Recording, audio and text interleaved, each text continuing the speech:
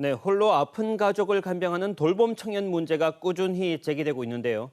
정부가 이들을 위한 지원을 시작했지만 한시적인 사업인데다 대구시 역시 돌봄 청년을 위한 정책 의지가 부족하다는 지적이 나오고 있습니다. 현장 취재했습니다.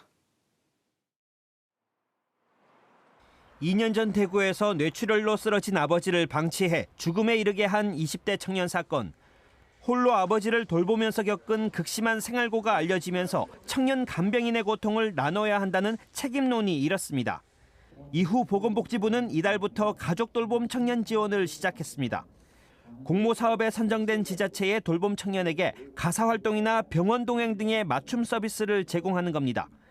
하지만 이는 연말까지만 진행되는 시범 사업인데다 대구의 경우 사업에 선정된 서구와 달서구만 혜택을 볼 수 있습니다.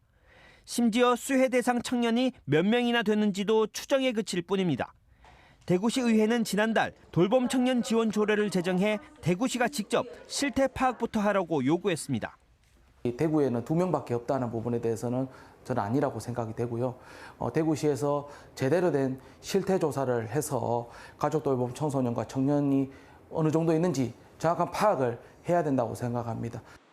하지만 대구시는 지난해 제정된 사회적 고립 청년에 관한 조례도 예산 부족을 이유로 10달간 관련 사업을 전혀 시행하지 않았습니다. 작년 10월에 이 고립 청년 지원 조례는 좀 대구시가 너무 무책임하다고 보여지고요.